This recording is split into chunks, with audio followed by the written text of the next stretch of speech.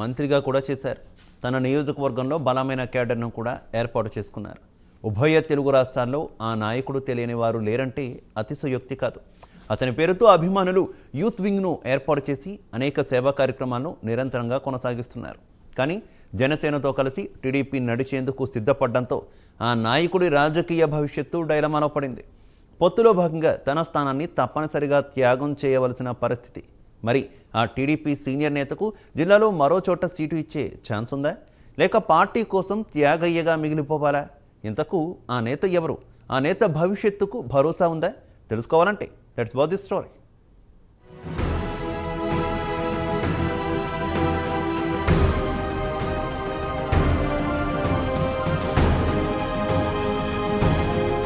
TDP ఆవిర్భావం నుంచి ఆలపాటి రాజా పార్టీలోనే ఉన్నారు. తెలుగుదేశం వ్యవస్థాపక అధ్యక్షుడు ఎన్టీఆర్కు ఆలపాటి రాజా ఎంతో సన్నిహితుడని పార్టీలో టాక్.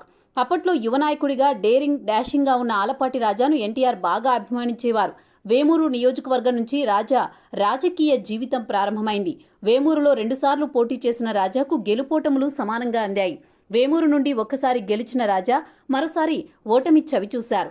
ఆ తర్వాత వేమూరు నియోజకవర్గం ఎస్సీ రిజర్వ్డ్గా మారడంతో మరో జనరల్ నియోజకవర్గాన్ని వెతుక్కోవాల్సిన పరిస్థితి ఏర్పడింది. ఆలపాటి రాజా 2009లో తెనాలి నుంచి పోటీ చేసి అప్పటి కాంగ్రెస్ అభ్యర్థి నాదెండ్ల మనోహర్ చేతిలో ఓడిపోయారు. ఎన్నికల్లో ఓడిపోయినా ఆయన నియోజకవర్గ ప్రజలతో మమేకమయ్యారు. పార్టీకి సంబంధించిన ప్రతి కార్యక్రమాన్ని చురుగ్గా నిర్వహించి ప్రజలకు మరింత చేరువయ్యారు. ఆ ప్రజాదరణతోనే ఆయన 2014 ఎన్నికల్లో తెనాలి నుండి టీడీపీ ఎమ్మెల్యేగా విజయం సాధించారు. అయితే 2019లో ఆయన ఓడిపోయారు. ఆ తర్వాత కూడా ఆలపాటి రాజా ఇంటికి పరిమితం కాలేదు. ప్రజల్లోనే తిరుగుతున్నారు. అన్ని వర్గాల ప్రజలను ఆకట్టుకుని నియోజకవర్గంపై మరింత పట్టు సంపాదించారు.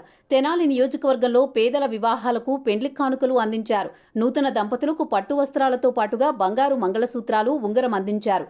అధికార పార్టీ అక్రమంగా తొలగించిన వృద్ధాప్య పెన్షన్దారులకు రాజా సొంత డబ్బులతో ప్రతి నెలా పెన్షన్ అందిస్తున్నారు. మంచి నాయకుడని ప్రజలలో పేరు తెచ్చుకున్నారు. దీంతో రాబోయే ఎన్నికల్లో ఆలపాటి విజయం నల్లేరు మీద నడికేనని ప్రచారం జరిగింది. కానీ ఇక్కడే కథ అడ్డం తిరిగింది.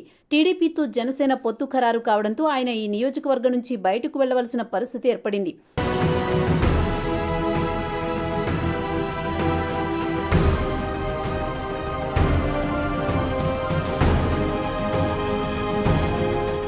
జనసేన నుండి తెనాలి బరిలో దిగనున్న నాదెండ్ల మనోహర్ కాంగ్రెస్ నుంచి 3 సార్లు పోటీ చేశారు.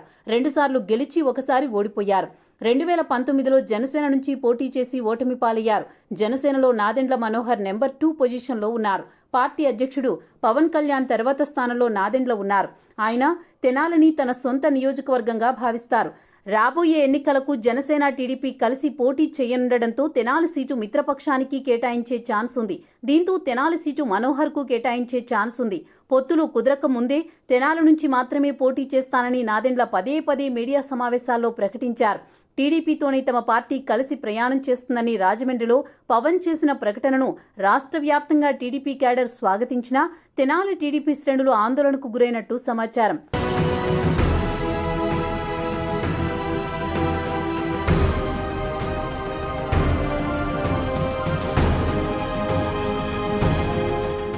టీడీపీ మిత్రధర్మాన్ని పాటించి ఉమ్మడి గుంటూరు జిల్లాలో 2 లేదా 3 సీట్లు జనసేనకు కేటాయించాల్సి ఉంది. అందులో భాగంగా తెనాలి సీటు ఖచ్చితంగా జనసేన పీఏసీ చైర్మన్ నాదెండ్ల మనోహర్కు కేటాయిస్తారని పొలిటికల్ సర్కిల్స్లో చర్చ నడుస్తోంది. ఈ సందర్భంగా సీనియర్ నాయకుడు, పార్టీ కోసం కమిట్మెంట్తో పనిచేసే నాయకుడు ఆలపాటి పరిస్థితి ఏమిటనే చర్చ నడుస్తోంది.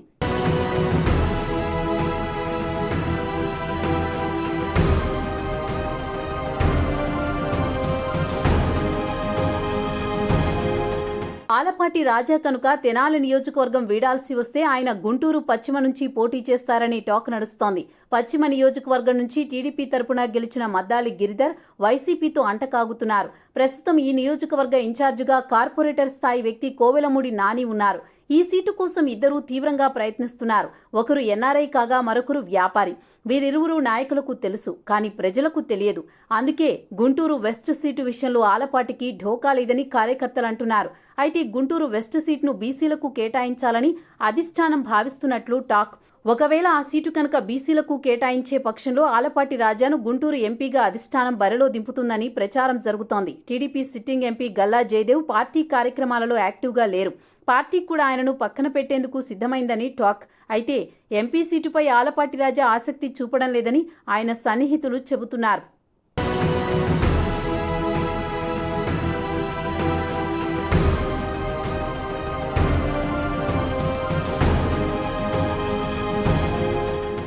ఉమ్మడి గుంటూరు జిల్లా పెదకూరపాడు నియోజకవర్గ టీడీపీలో నాయకుల కొరత ఉంది.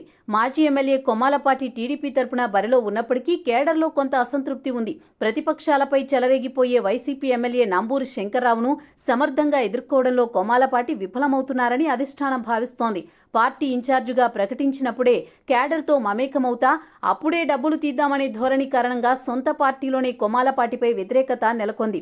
నంబూరి శంకర్రావును దమ్ముగా ఎదుర్కోగల సత్తా ఆలపాటి రాజాకు మాత్రమే ఉందని కొందరు నేతలు భావిస్తున్నారు. ఆలపాటికి మరో ఆప్షన్ నర్సరావుపేట నియోజకవర్గం. ఇక్కడ టీడీపీ వ్యవహారాలను డాక్టర్ అరవింద్ బాబు చూస్తున్నారు. పార్టీ కార్యక్రమాల్ని ఆయన శక్తివంచన లేకుండా చేస్తున్నారు. అయినా సొంత పార్టీలో ఒక వర్గం ఆయనకు వ్యతిరేకంగా ఉందని అంటున్నారు. టీడీపీ విజయంలో కమ్మ సామాజిక వర్గం ఓటింగ్ కీలకం. కమ్మ సామాజిక వర్గ నేతలు తమ సామాజిక వర్గానికి చెందిన వ్యక్తికే సీటు కేటాయించాలని డిమాండ్ చేస్తున్నారు. ఆలపాటి రాజా అదే సామాజిక వర్గ నేత కాబట్టి తెనాలి సీటు ఇవ్వకపోతే నర్సరావుపేట టికెట్ కేటాయించాలని కోరుతున్నారు. ఇదే కనుక జరిగితే బీసీ వర్గానికి చెందిన అరవింద్ బాబుకు అన్యాయం జరిగిందని వైసీపీనే ప్రచారం చేసినా ఆశ్చర్యపోనక్కర్లేదని మరో వర్గం టీడీపీ నేతలు అంటున్నారు.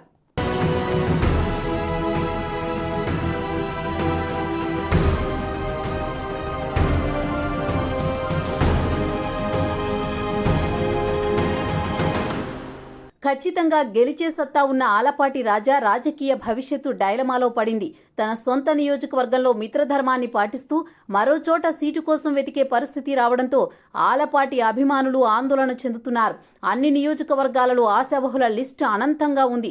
ఒకవేళ వారిని కాదని సీటు ఇస్తే ఆశించి భంగపడ్డ స్థానిక నాయకులు ఏ మేరకు సహకారం అందిస్తారు అన్న భయం ఒక పక్కన, పొత్తుల నేపథ్యంలో సీటు కన్ఫామ్ లేని సీనియర్ నేతల సేవలు మాత్రమే ఉపయోగించుకుని పక్కన పెట్టేస్తారా అన్న ఆందోళన మరో పక్కన ఆలపాటి రాజా కేడర్ను వెంటాడుతోందట.